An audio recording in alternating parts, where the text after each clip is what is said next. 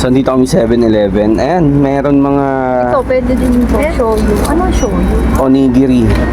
Ayan, ang daming klase. May nasi lemak, may shoyu, may salmon.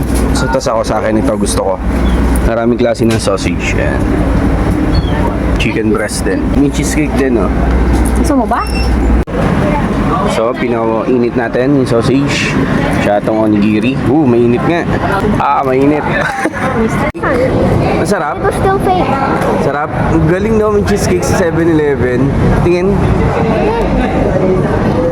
Wow. Toblerone. Toblerone cheesecake. O, diba? 7-Eleven pa lang, panalo na.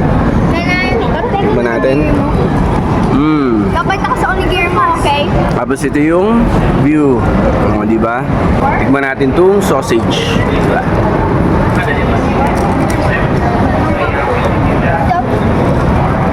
Oh.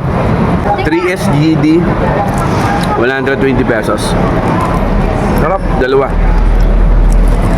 Yung onigiri, ikaw nga lang magagawa. Oh. Para fresh pa yung seaweed, oh, diba? Nice. Wow. Nasa loob yung ano niyan, yung palaman. Nasa gitna. Mainit. Bagong ano eh. Patingin mo yung gitna. Patingin mo yung gitna. Pa!